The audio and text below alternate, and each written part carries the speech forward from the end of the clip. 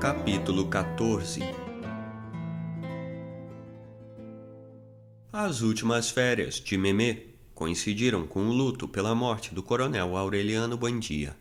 Na casa fechada não havia lugar para festas. Falava-se por sussurros, comia-se em silêncio, rezava-se o rosário 3 vezes por dia, e até os exercícios de clavicórdio, no calor da sesta, tinham uma ressonância fúnebre. Apesar da sua secreta hostilidade contra o coronel, foi Fernanda quem impôs o rigor daquele luto, impressionada com a solenidade com que o governo exaltou a memória do inimigo morto. Aureliano II, como de costume, voltou a dormir em casa durante as férias da filha. E alguma coisa Fernanda deve ter feito para recuperar os seus privilégios de esposa legítima, porque no ano seguinte, Memê encontrou uma irmãzinha recém-nascida, a quem batizaram, contra a vontade da mãe, com o nome de Amaranta Úrsula. Memê terminara os estudos. O diploma que a credenciava como concertista de clavicórdio foi ratificado pelo virtuosismo com que executou temas populares do século XVII na festa organizada para celebrar a sua formatura e com o qual se pôs fim ao luto. Os convidados admiraram, mais do que a arte, a sua estranha dualidade. Seu temperamento frívolo e até um pouco infantil não parecia adequado a nenhuma atividade séria, mas quando se sentava ao clavicórdio, se transformava numa moça diferente, a quem a maturidade imprevista trazia um ar de adulto. Sempre fora assim. Na verdade, não tinha uma vocação definida, mas conseguira as notas altas através de uma disciplina inflexível para não contrariar a mãe. Poderiam ter-lhe imposto a aprendizagem de outro ofício e os resultados seriam os mesmos.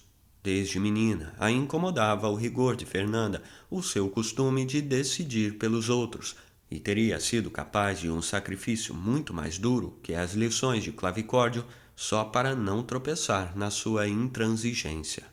No ato de encerramento, teve a impressão de que o pergaminho com letras góticas e maiúsculas ornamentadas a liberava de um compromisso que tinha aceito não tanto por obediência quanto por comodidade, e acreditou que a partir de então nem a teimosa Fernanda tornaria a se preocupar com um instrumento que até as freiras consideravam como um fóssil de museu. Nos primeiros anos, pensou que os seus cálculos estavam errados, porque depois de ter feito adormecer meia cidade, não só na sala de visitas, mas também em quantos saraus beneficentes, festas escolares e comemorações patrióticas foram celebrados em Macondo, sua mãe continuou convidando a todo recém-chegado que supunha capaz de apreciar as virtudes da filha. Só depois da morte de Amaranta, quando a família voltou a se fechar por algum tempo no luto, é que Memê pôde trancar o clavicórdio e esquecer a chave em algum armário, sem que Fernanda se incomodasse em verificar em que momento, nem por culpa de quem ela se havia extraviado. Memê resistiu às exibições com o mesmo estoicismo com que se consagrara à aprendizagem. Era o preço da sua liberdade. Fernanda estava tão satisfeita com a sua docilidade e tão orgulhosa da admiração que a sua arte despertava, que nunca se opôs a que tivesse a casa sempre cheia de amigas e passasse a tarde nas plantações e fosse ao cinema com Aureliano II ou com senhoras de confiança, sempre que o filme tivesse sido autorizado no púlpito pelo padre Antônio Isabel. Naqueles momentos de descontração é que se revelavam os verdadeiros gostos de Memê. A sua felicidade estava no outro extremo da disciplina, nas festas ruidosas, nos fuxicos de namoro, em trancar-se prolongadamente com as amigas, em cantos onde aprendiam a fumar e conversavam de assuntos de homem, e onde uma vez passaram a mão em 3 garrafas de rum e acabaram nuas, medindo e comparando as partes do corpo.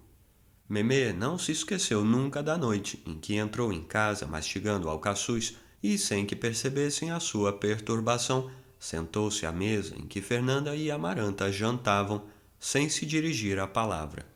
Tinha passado 2 horas tremendas no quarto de uma amiga, chorando de rir e de medo, e no outro lado da crise encontrara o estranho sentimento de valentia, que lhe faltara para fugir do colégio e dizer à mãe, com estas ou com outras palavras, que ela podia muito bem tomar uma lavagem de clavicórdio.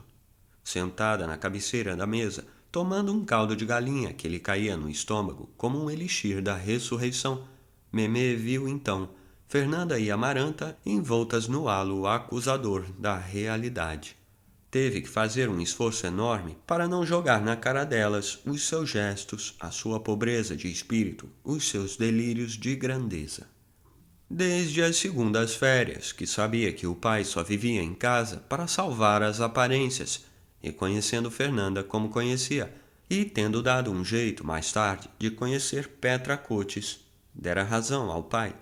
Ela também teria preferido ser filha da concubina.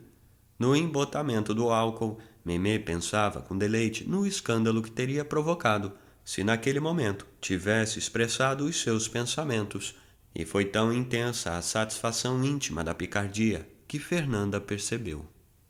"O que é que há com você?" perguntou. "Nada", respondeu Memê. "É que só agora descobri como eu amo vocês." Amaranta assustou-se com a evidente carga de ódio que trazia a declaração. Mas Fernanda ficou tão comovida que pensou que ia ficar louca quando Memê acordou à meia-noite com a cabeça estalando de dor e sufocando em vômitos de bile. Deu-lhe um frasco de óleo de rícino, aplicou-lhe cataplasma no ventre e bolsas de gelo na cabeça, e obrigou-a a seguir a dieta e o repouso de 5 dias, ordenados pelo novo e extravagante médico francês, que depois de examiná-la durante mais de 2 horas, chegou à conclusão nebulosa de que tinha uma perturbação própria de mulher. Abandonada pela valentia, num miserável estado de desmoralização, não lhe restou outro recurso senão aguentar. Úrsula, já completamente cega, mas ainda ativa e lúcida, foi a única que intuiu o diagnóstico exato. "Para mim", pensou, "estas são as mesmas coisas que acontecem com os bêbados." Mas não só recusou a ideia, como também reprovou a leviandade do pensamento. Aureliano II sentiu a consciência doendo quando viu o estado de prostração de Memê e prometeu a si mesmo se ocupar mais dela no futuro.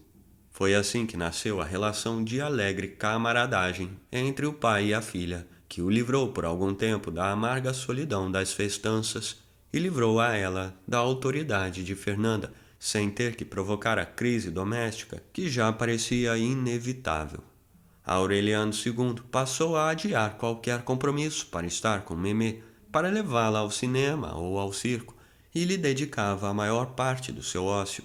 Nos últimos tempos, o estorvo da obesidade absurda, que já não lhe permitia amarrar os cordões dos sapatos, e a satisfação abusiva de toda espécie de apetites tinham começado a lhe azedar o temperamento. A descoberta da filha restituiu-lhe a antiga jovialidade e o prazer de estar com ela o ia afastando pouco a pouco da dissipação. Memê despontava para uma idade frutífera. Não era bela, como nunca o fora a Amaranta, mas em compensação era simpática, simples e tinha a virtude de causar boa impressão desde o primeiro momento. Tinha um espírito moderno que feria a antiquada sobriedade e o mal dissimulado coração avaro de Fernanda, e que, pelo contrário, Aureliano II sentia prazer em patrocinar. Foi ele quem resolveu tirá-la do quarto que ocupava desde menina e onde os olhos assombrados dos santos continuavam alimentando os seus terrores de adolescente. E mobiliou para ela um aposento com uma cama de dossel, uma penteadeira ampla e cortinas de veludo, sem perceber que estava fazendo uma segunda versão do dormitório de Petra Cotes. Era tão prodígio com Memê que nem sequer sabia quanto dinheiro lhe dava, porque ela mesma o tirava dos seus bolsos, e a mantinha em dia, com quanta novidade embelezadora chegasse aos armazéns da Companhia Bananeira. O quarto de Memê se encheu de pedra-pomes para lustrar as unhas, enroladores de cabelo, polidores de dentes, colírios para fazer o olhar lânguido, e tantos e tão inovadores cosméticos e aparelhos de beleza que cada vez que Fernanda entrava no dormitório, se escandalizava com a ideia de que a penteadeira da filha devia ser igual à das matronas francesas. Entretanto, Fernanda andava nessa época com o tempo dividido entre a pequena amaranta Úrsula, que era caprichosa e doentia, e uma emocionante correspondência com os médicos invisíveis. Por isso, quando notou a cumplicidade do pai com a filha, a única promessa que arrancou de Aureliano II foi a de que nunca levaria Memê à casa de Petra Cotes. Era uma advertência sem sentido, porque a concubina estava tão amolada com a camaradagem do amante com a filha, que não queria saber de nada com ela. Atormentava-a um temor desconhecido, como se o instinto lhe indicasse que Memê, bastando querer, poderia conseguir o que Fernanda não pudera, privá-la de um amor que já considerava assegurado até a morte. Pela primeira vez, Aureliano II teve que aguentar as caras fechadas e as violentas ladainhas da concubina, e temeu até que os seus levados e trazidos baús fizessem o caminho de volta para a casa da esposa. Isto não aconteceu. Ninguém conhecia melhor um homem que Petra Cotes, o seu amante, e ela sabia que os baús ficariam no lugar para onde tivessem sido mandados, porque se havia uma coisa que Aureliano II detestava, era complicar a vida com retificações e mudanças. De modo que os baús ficaram onde estavam e Petra Cotes se empenhou em reconquistar o homem, afiando as únicas armas com que a filha não podia lutar. O que foi também um trabalho desnecessário, porque Memê nunca tivera o propósito de intervir nos assuntos particulares do pai, e certamente, se o fizesse, seria em favor da concubina. Não lhe sobrava tempo para amolar ninguém. Ela mesma varria o quarto e arrumava a cama, como lhe ensinaram as freiras. De manhã se ocupava da sua roupa, bordando na varanda ou cosendo na velha máquina de manivela de amaranta. Enquanto os outros faziam a cesta, praticava o clavicórdio durante 2 horas, sabendo que o sacrifício diário manteria Fernanda calma. Pelo mesmo motivo, continuava oferecendo concertos em bazares eclesiásticos e festas escolares, embora as solicitações fossem cada vez menos frequentes. À tardinha se arrumava, punha as suas roupas simples e as suas duras botinas, e se não tinha nada para fazer com o pai, ia à casa de suas amigas, onde ficava até a hora do jantar. Era excepcional que Aureliano II não fosse buscá-la para levá-la ao cinema. Entre as amigas de Memê havia 3 jovens norte-americanas que tinham rompido o cerco do galinheiro eletrificado e feito amizade com as moças de Macondo. Uma delas era Patrícia Brown. Agradecido à hospitalidade de Aureliano II, o Sr. Brown abriu as portas da sua casa a Memê e a convidou para os bailes de sábado, que eram os únicos em que os Yankees se misturavam com os nativos. Quando Fernanda soube, esqueceu-se por um momento de Amaranta Úrsula e dos médicos invisíveis e armou todo um melodrama. Imagine, disse a Memê, o que vai pensar o coronel no túmulo? Procurava, é claro, o apoio de Úrsula, mas a anciã cega, ao contrário do que todos esperavam, considerou que não havia nada de reprovável em Memê assistir aos bailes e cultivar amizade com as norte-americanas da sua idade, desde que conservasse a firmeza do seu caráter e não se deixasse converter à religião protestante. Memê captou muito bem o pensamento da tataravó e, no dia seguinte aos bailes, se levantava mais cedo do que de costume para ir à missa. A oposição de Fernanda persistiu até o dia em que Memê a desarmou com a notícia de que os norte-americanos queriam ouvi-la tocar clavicórdio. O instrumento foi tirado uma vez mais de casa e levado para a do Sr. Brown, onde efetivamente a jovem concertista recebeu os aplausos mais sinceros e as felicitações mais entusiastas. A partir de então, não só a convidavam para os bailes, mas também para os banhos dominicais na piscina e para almoçar uma vez por semana. Memê aprendeu a nadar como uma profissional, a jogar tênis e a comer presunto de Virgínia com fatias de abacaxi. Entre bailes, piscinas e tênis, viu-se de repente falando inglês. Aureliano II se entusiasmou tanto com os progressos da filha que comprou de um caixeiro viajante uma enciclopédia inglesa em 6 volumes e com numerosas ilustrações a cores que Memê lia nas horas vagas. A leitura ocupou a atenção que antes destinava aos fuxicos de namoro ou aos segredos experimentais com as suas amigas, não porque o impusesse como disciplina, mas porque já tinha perdido todo o interesse em comentar mistérios que eram do domínio público. Recordava a bebedeira como uma aventura infantil e lhe parecia tão divertida que contou a Aureliano II, a quem pareceu mais divertida ainda. Se a sua mãe soubesse, disse a ela, sufocando de rir, como dizia sempre que ela lhe fazia uma confidência. Ele lhe havia feito prometer que com essa mesma intimidade poluía a par do seu primeiro namoro, e Memê lhe havia contado que simpatizava com um cabelo de fogo norte-americano que tinha vindo passar as férias com os pais. Que horror! Riu Aureliano II. Se a sua mãe soubesse... Mas Memê contou também que o rapaz tinha regressado ao seu país e não dera mais sinal de vida. A sua maturidade de espírito assegurou a paz doméstica. Aureliano II, então, dedicava mais horas a Petracotes e, embora já o corpo e a alma não estivessem para farras como as de antes, não perdia a ocasião de promovê-las e desencafuar o acordeão, que já tinha algumas teclas amarradas com cordões de sapatos.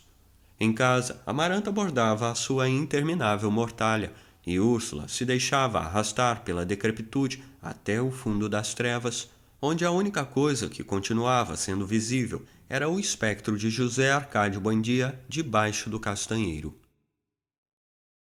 Fernanda consolidou a sua autoridade. As cartas mensais ao filho José Arcádio não traziam mais sequer uma linha de mentira e só escondia dele a sua correspondência com os médicos invisíveis que lhe haviam diagnosticado um tumor benigno no intestino grosso e a estavam preparando para uma intervenção telepática. Ter-se-ia dito que na cansada mansão dos Buendia havia paz e felicidade rotineira para muito tempo, se a intempestiva morte de Amaranta não tivesse promovido um novo escândalo. Foi um acontecimento inesperado. Embora estivesse velha e afastada de todos, ainda parecia firme e reta e com a saúde de ferro que sempre tivera. Ninguém mais soube do seu pensamento desde a tarde em que recusou definitivamente o coronel Gerineldo Marx e se trancou no quarto chorando. Quando saiu, tinha esgotado todas as suas lágrimas. Não foi vista chorando, com a subida ao céu de remédios a Bela, nem com o extermínio dos Aurelianos, nem com a morte do coronel Aureliano Buendia, que era a pessoa a quem mais amara neste mundo, embora só o pudesse demonstrar, quando encontraram o cadáver debaixo do castanheiro. Ela ajudou a levantar o corpo, vestiu-o com os seus enfeites de guerreiro, barbeou, penteou e engomou-lhe o bigode, melhor do que ele mesmo o fazia nos seus anos de glória. Ninguém pensou que houvesse amor naquele ato, porque estavam acostumados com a familiaridade de Amaranta para com os ritos da morte. Fernanda se escandalizava com o fato de ela não entender as relações do catolicismo com a vida, mas unicamente as suas relações com a morte, como se não fosse uma religião, mas um prospecto de convencionalismos funerários. Amaranta estava perdida por demais no labirinto das suas lembranças para entender aquelas sutilezas apologéticas. Tinha chegado à velhice com todas as suas saudades vivas. Quando escutava as valsas de Pietro Crespi, sentia a mesma vontade de chorar que tivera na adolescência, como se o tempo e as suas punições não tivessem servido para nada. Os rolos de música que ela mesma jogara no lixo, com o pretexto de que estavam apodrecendo com a umidade, continuavam girando e percutindo os marteletes na sua memória.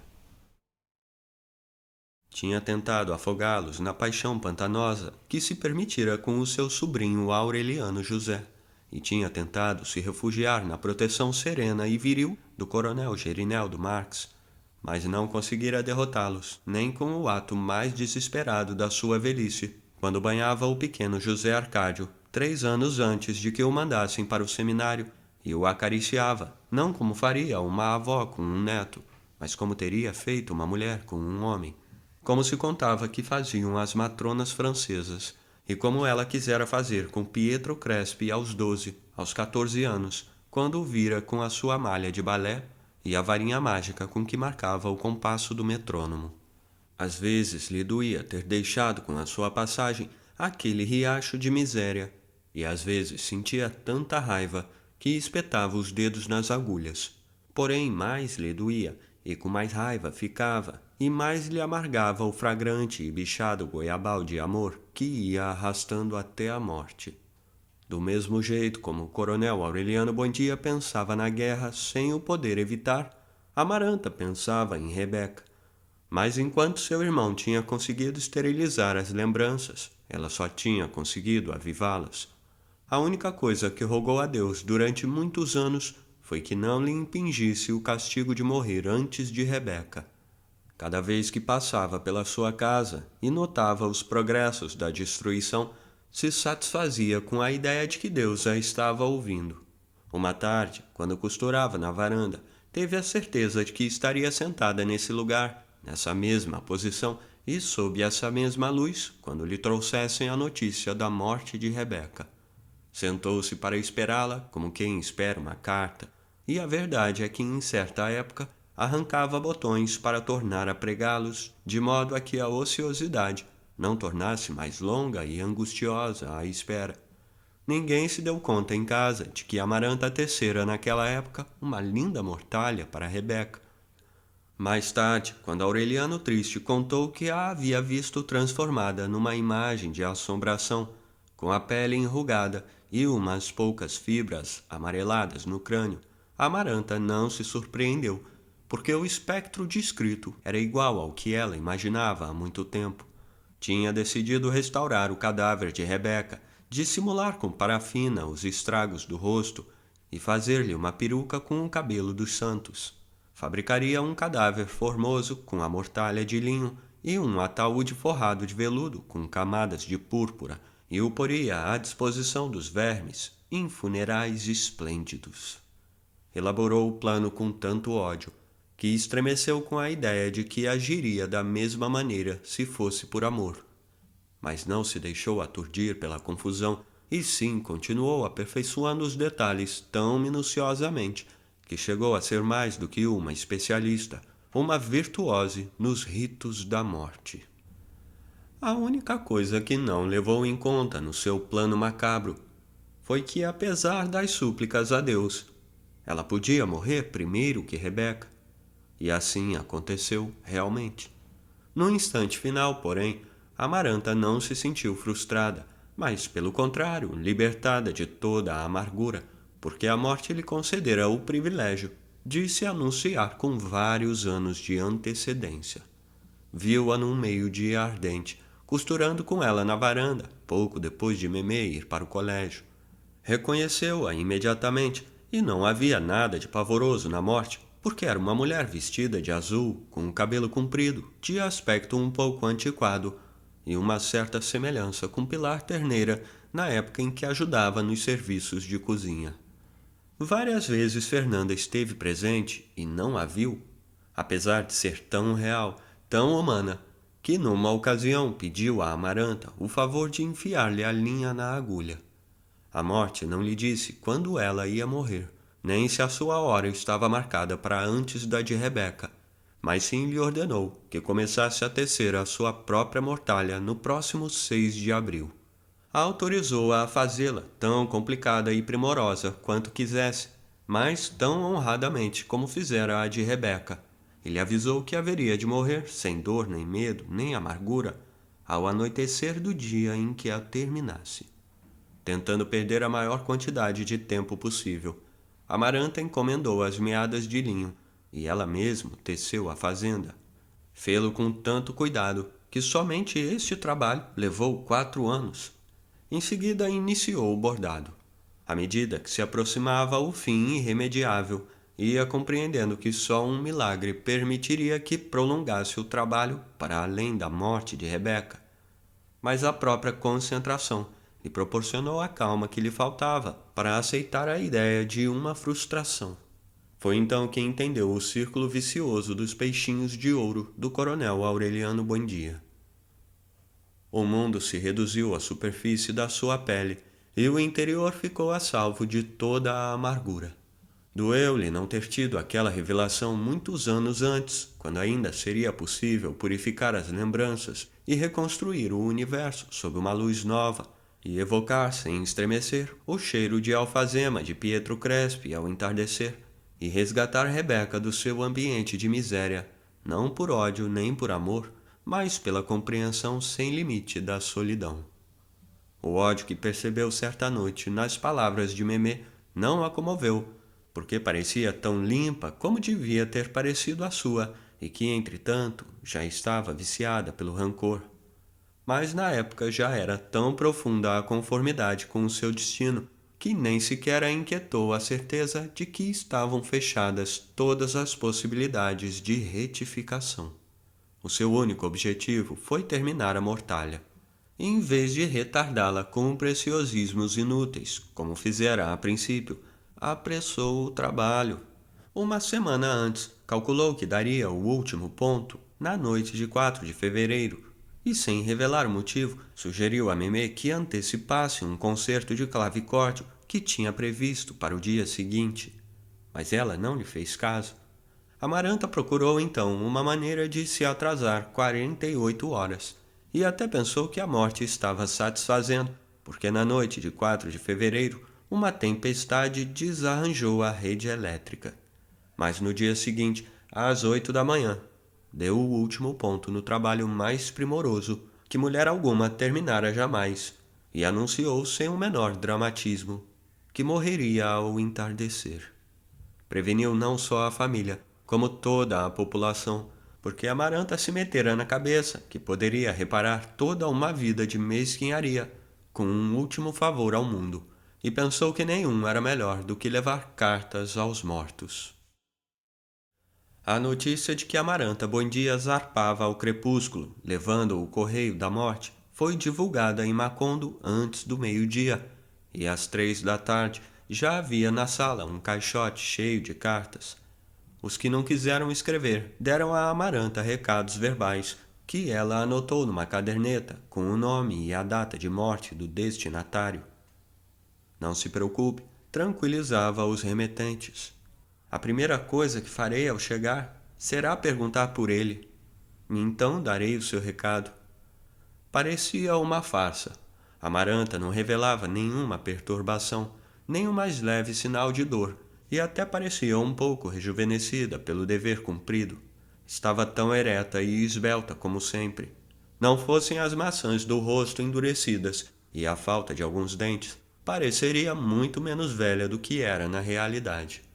Ela mesma ordenou que se pusessem as cartas numa caixa lacrada e indicou a maneira como deveria ser colocada no túmulo para preservá-la melhor da umidade.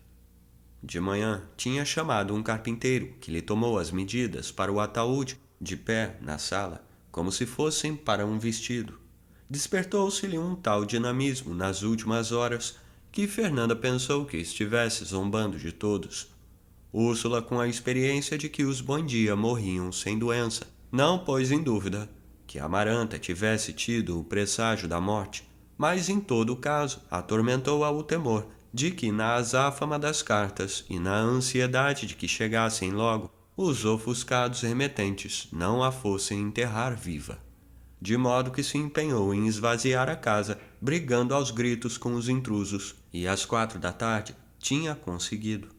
A essa hora, Amaranta acabava de repartir as suas coisas entre os pobres e só tinha deixado sobre o severo ataúde de tábuas sem lixar a muda de roupa e os chinelos simples de pelúcia que haveria de calçar na morte.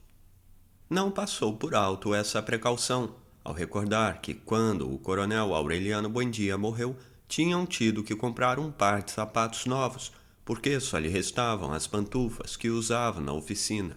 Pouco antes das 5, Aureliano II veio buscar Memê para o concerto e se surpreendeu de que a casa estivesse preparada para o funeral. Se alguém parecia vivo a essa hora, era a serena Amaranta, a quem o tempo chegara até para tirar os calos.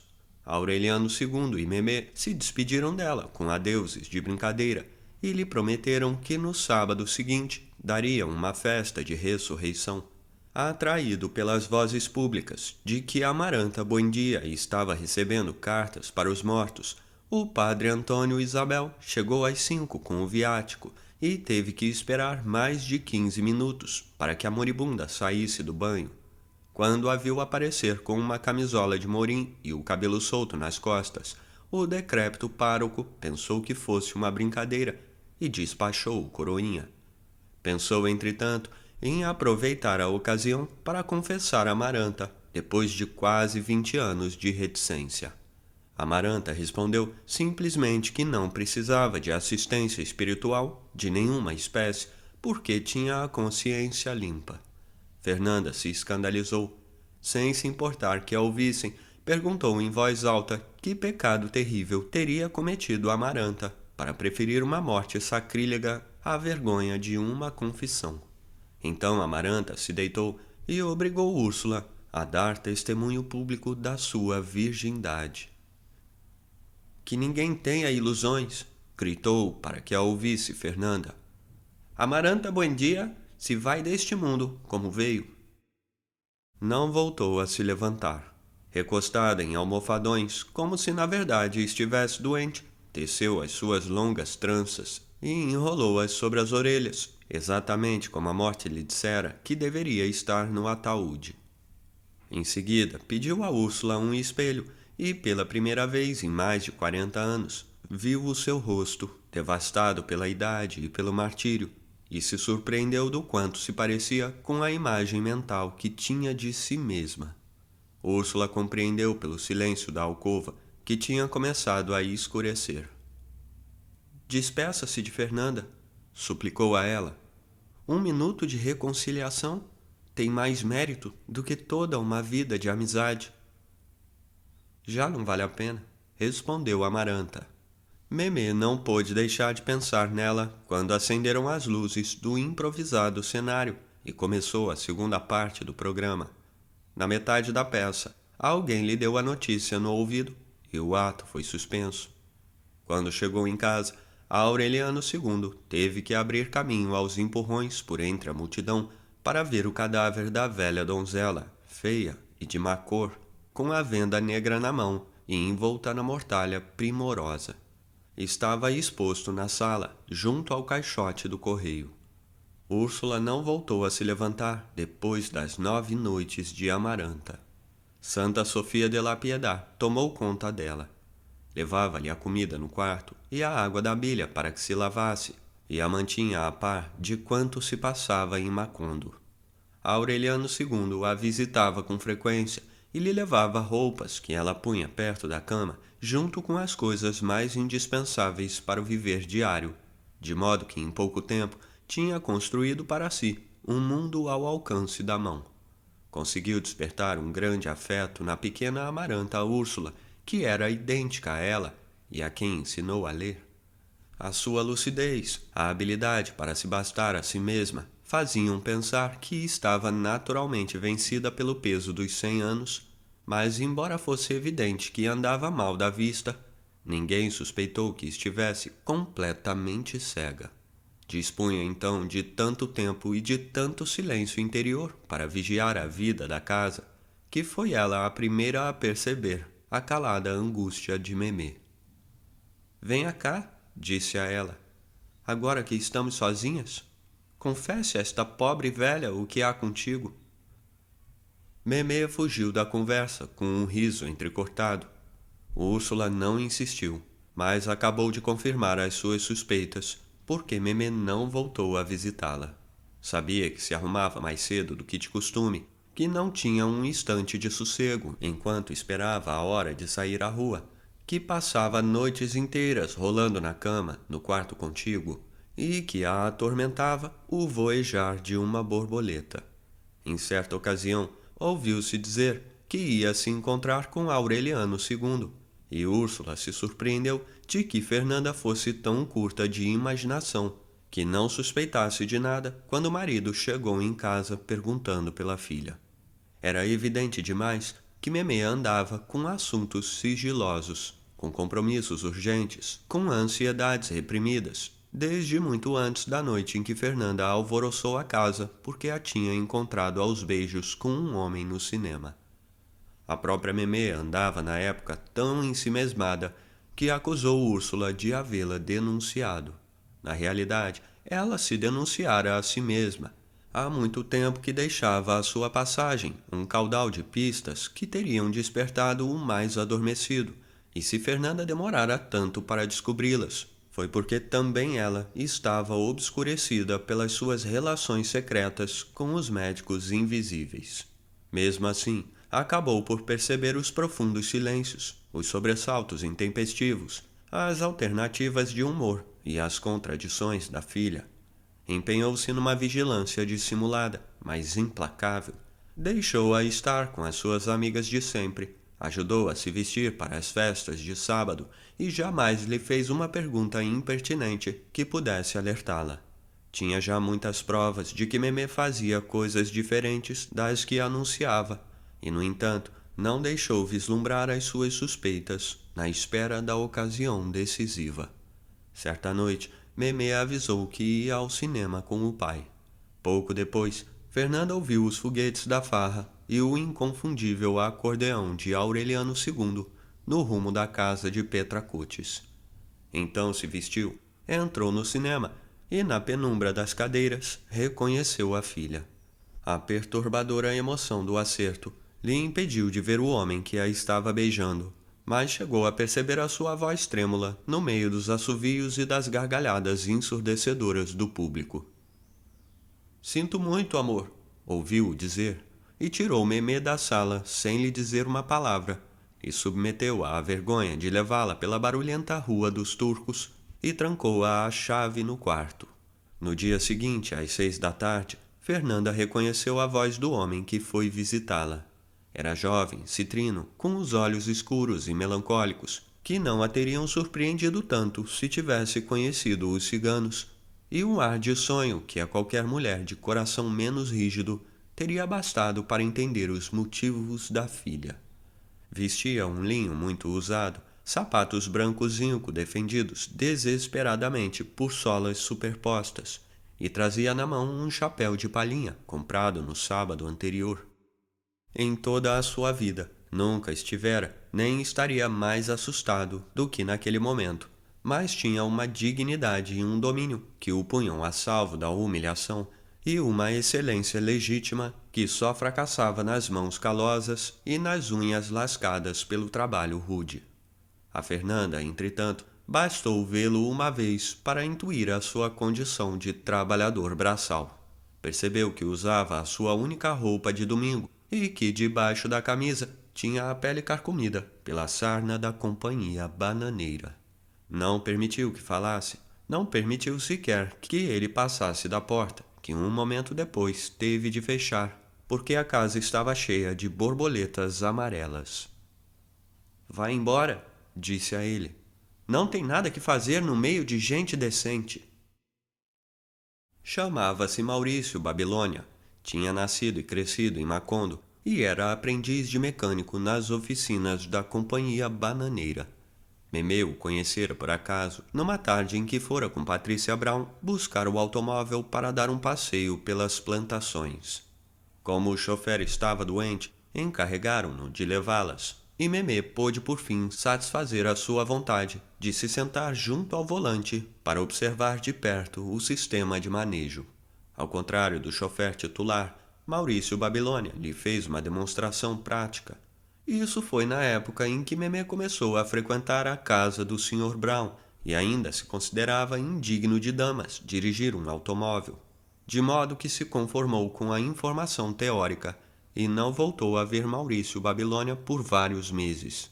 Mais tarde, haveria de recordar que durante o passeio chamou-lhe a atenção a sua beleza varonil, salvo a brutalidade das mãos, mas depois tinha comentado com Patrícia Brown o mal-estar que lhe produzira a sua segurança um pouco altiva.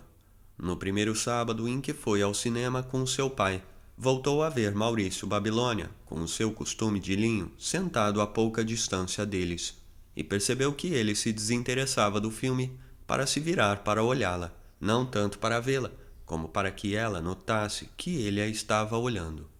Memê se aborreceu com a vulgaridade daquele sistema. Finalmente, Maurício Babilônia se aproximou para cumprimentar Aureliano II, e só então Memê soube que se conheciam, porque ele tinha trabalhado na primitiva instalação elétrica de Aureliano Triste e tratava seu pai com uma atitude de subalterno. Essa comprovação aliviou-a do desprazer que lhe causava a sua altivez.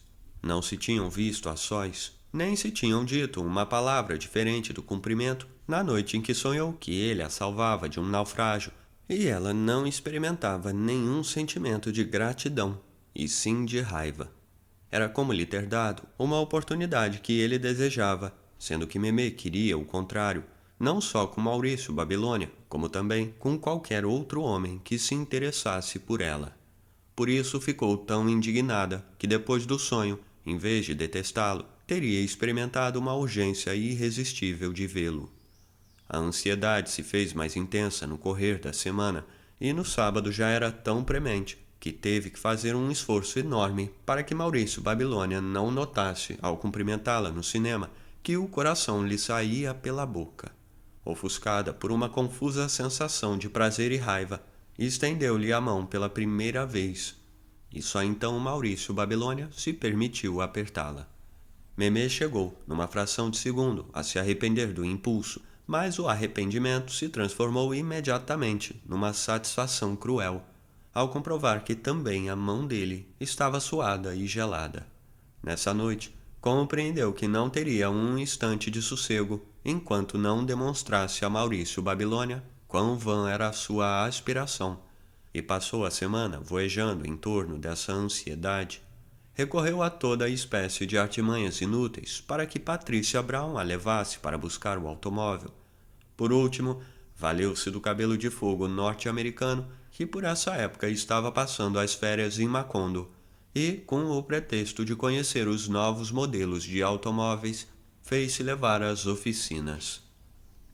Desde o momento em que o viu, Memê deixou de enganar a si mesma e compreendeu que o que acontecia na realidade era que não podia mais suportar o desejo de estar a sós com Maurício Babilônia, e se indignou com a certeza de que este compreendera isso ao vê-la chegar.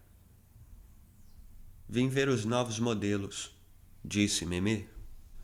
É um bom pretexto, disse ele. Memê percebeu que estava se queimando na luz da sua altivez e procurou desesperadamente uma maneira de humilhá-lo, mas ele não lhe deu tempo. Não se assuste, disse em voz baixa. Não é a primeira vez que uma mulher fica louca por um homem. Sentiu-se tão desamparada que abandonou a oficina sem ver os novos modelos e passou a noite de extremo a extremo, rolando na cama e chorando de indignação. O cabelo de fogo norte-americano, que realmente começava a lhe interessar, pareceu-lhe um bebê de fraldas. Foi então que entendeu as borboletas amarelas que precediam as aparições de Maurício Babilônia. Vira-as antes, sobretudo na oficina mecânica, e pensara que estavam fascinadas pelo cheiro da pintura. Alguma vez tê-las via sentido voejar sobre a sua cabeça na penumbra do cinema, mas quando Maurício Babilônia começou a persegui-la como um espectro que só ela identificava na multidão, compreendeu que as borboletas amarelas tinham alguma coisa que ver com ele. Maurício Babilônia estava sempre na plateia dos concertos, no cinema, na missa, e ela não necessitava vê-lo para descobri-lo, porque o indicavam as borboletas. Uma vez, Aureliano II se impacientou tanto com o sufocante movimento de asas que ela sentiu o impulso de confiar-lhe o seu segredo como lhe havia prometido, mas o instinto lhe indicou que desta vez ele não ia rir como de costume. Que diria sua mãe se soubesse? Certa manhã, enquanto podavam as rosas, Fernanda lançou um grito de espanto e quis tirar Memê do lugar em que estava, e que era o mesmo lugar do jardim de onde Remédio Isabela subira aos céus. Tivera por um instante a impressão de que o milagre ia se repetir na sua filha, porque tinha se perturbado com um repentino movimento de asas. Eram as borboletas. Memê as viu, como se tivessem nascido de repente na luz, e seu coração deu um baque. Nesse momento, entrava Maurício Babilônia com um pacote que, segundo disse, era um presente de Patrícia Brown. Memê engoliu o rubor, assimilou a perturbação e até conseguiu um sorriso natural para pedir-lhe o favor de colocá-lo no parapeito, porque tinha os dedos sujos da terra. A única coisa que Fernanda notou no homem que poucos meses depois haveria de expulsar de casa, sem se lembrar de que o tivesse visto alguma vez, foi a textura biliosa da pele. É um homem muito esquisito, disse Fernanda. Está escrito na testa que vai morrer. Meme pensou que sua mãe tinha ficado impressionada com as borboletas. Quando acabaram de podar o roseiral, lavou as mãos e levou o pacote para o quarto para abri-lo. Era uma espécie de brinquedo chinês, composto de 5 caixas concêntricas, e na última, um cartão laboriosamente desenhado por alguém que mal sabia escrever. A gente se vê sábado no cinema. Memê sentiu o terror tardio de que a caixa tivesse estado tanto tempo no parapeito, ao alcance da curiosidade de Fernanda, e embora a lisonjeasse a audácia e o engenho de Maurício Babilônia, comoveu-a a sua ingenuidade de esperar que ela não faltasse ao encontro. Memê já sabia que Aureliano II tinha um compromisso no sábado à noite. Entretanto, o fogo da ansiedade abrasou-a de tal modo no correr da semana, que no sábado convenceu o pai a deixá-la sozinha no cinema e voltar para buscá-la no final da sessão. Uma borboleta noturna voejou sobre a sua cabeça enquanto as luzes estiveram acesas. E então aconteceu. Quando as luzes se apagaram, Maurício Babilônia se sentou do seu lado. Memê se sentiu debater num pântano de desespero, do qual só poderia ser resgatada, como acontecera no sonho, por aquele homem cheirando a óleo de motor que mal distinguia na penumbra. Se você não tivesse vindo, ele disse, não teria me visto nunca mais. Memê sentiu o peso da sua mão no joelho e soube que ambos chegavam naquele instante ao outro lado do desamparo. O que me choca em você, sorriu, é que sempre diz exatamente o que não devia dizer. Ficou louca por ele. Perdeu o sono e o apetite e se afundou tão profundamente na solidão que até o pai se transformou num estorvo para ela.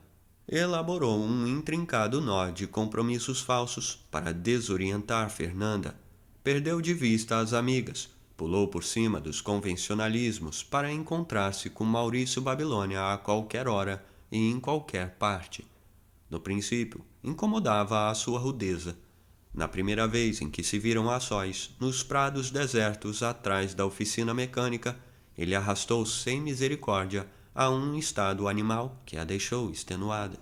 Demorou algum tempo para se dar conta que também aquela era uma forma de ternura, e foi então que perdeu o sossego e não vivia senão para ele, transtornada pela ansiedade de se fundir no seu entorpecedor bafo de óleo esfregado com água sanitária. Pouco antes da morte de Amaranta, tropeçou de repente com um espaço de lucidez dentro da loucura e tremeu diante da incerteza do futuro. Então ouviu falar de uma mulher que fazia prognósticos pelas cartas e foi visitá-la em segredo. Era Pilar Terneira. Desde que esta a viu entrar, soube dos recônditos motivos de Memê. Sente-se, disse-lhe. Eu não preciso do baralho para averiguar o futuro de um bom dia. Memê ignorava, e ignorou sempre, que aquela pitonisa centenária era sua bisavó. Tampouco teria acreditado, depois do agressivo realismo com que ela lhe revelou que a ansiedade do namoro não encontrava repouso a não ser na cama. Era o melhor ponto de vista de Maurício Babilônia, mas Memê se recusava a lhe dar crédito, pois no fundo supunha que ele estava inspirado em algum mau critério de operário braçal. Ela pensava então que uma forma de amor derrotava a outra, porque fazia parte da índole dos homens repudiar a fome, uma vez satisfeito o apetite. Pilar Terneira não só dissipou o erro, como também lhe ofereceu a velha cama de lona, onde ela concebera Arcádio, o avô de Memê, e onde concebera depois a Aureliano José. Ensinou-lhe, além disso, como prevenir a concepção indesejável mediante a vaporização de cataplasmas de mostarda, e deu receitas de beberagens que, em casos de contratempo, faziam expulsar até os remorsos de consciência. Aquela entrevista infundiu em Memê o mesmo sentimento de valentia que experimentara na tarde da bebedeira. A morte de Amaranta, entretanto, obrigou-a a adiar a decisão. Enquanto duraram as 9 noites, ela não se afastou um só instante de Maurício Babilônia, que andava confundido com a multidão que invadira a casa. Vieram logo o luto prolongado e o enclausuramento obrigatório, e se separaram por algum tempo. Foram dias de tanta agitação interior, de tanta ansiedade irreprimível e tantos desejos reprimidos, que na primeira tarde em que Memê conseguiu sair, foi diretamente à casa de Pilar Terneira. Entregou-se a Maurício Babilônia sem resistência, sem pudor, sem formalismos, e com uma vocação tão fluida e uma intuição tão sábia, que um homem mais desconfiado que o seu poderia confundir com uma requintada experiência. Amaram-se 2 vezes por semana, durante mais de 3 meses, protegidos pela cumplicidade inocente de Aureliano II, que acreditava sem malícia as meias liberdades da filha, só para vê-la liberada da rigidez da mãe. Na noite em que Fernanda os surpreendeu no cinema, Aureliano II se sentiu angustiado pelo peso da consciência e visitou Memê no quarto onde a trancara Fernanda, confiando em que ela se desafogaria com as confidências que lhe estava devendo. Mas Memê se negou a tudo. Estava tão segura de si mesma, tão aferrada à sua solidão, que Aureliano II teve a impressão de que já não existia nenhum vínculo entre eles, que a camaradagem e a cumplicidade não eram mais do que uma ilusão do passado. Pensou em falar com Maurício Babilônia, acreditando que a sua autoridade de antigo patrão faloia desistir de seus propósitos, mas Petracotes convenceu-o de que aquilo era assunto de mulher, de modo que ficou flutuando num limbo de indecisão e mal sustentado pela esperança de que a clausura terminasse com as angústias da filha. Memê não deu nenhuma amostra de aflição.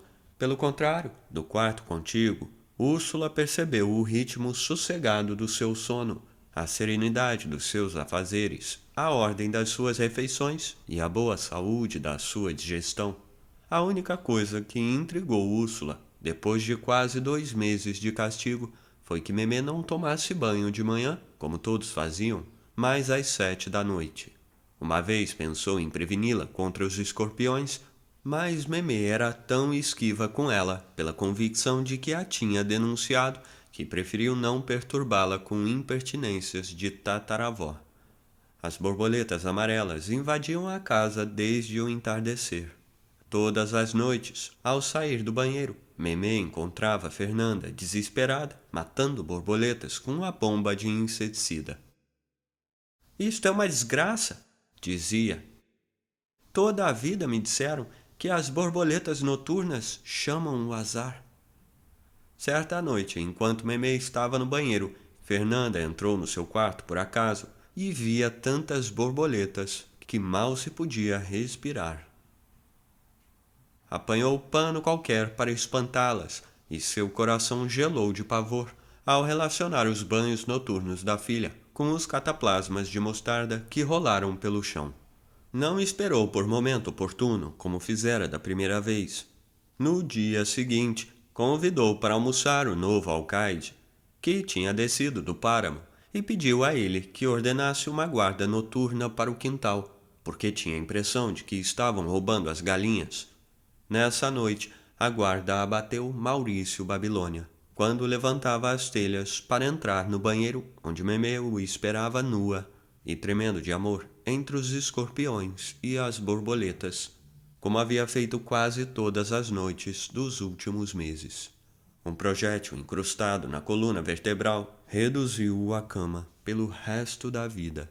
Morreu de velho na solidão, sem uma queixa, sem um protesto, sem uma só tentativa de deslealdade, atormentado pelas lembranças e pelas borboletas amarelas que não lhe concederam um instante de paz, e publicamente repudiado como ladrão de galinhas.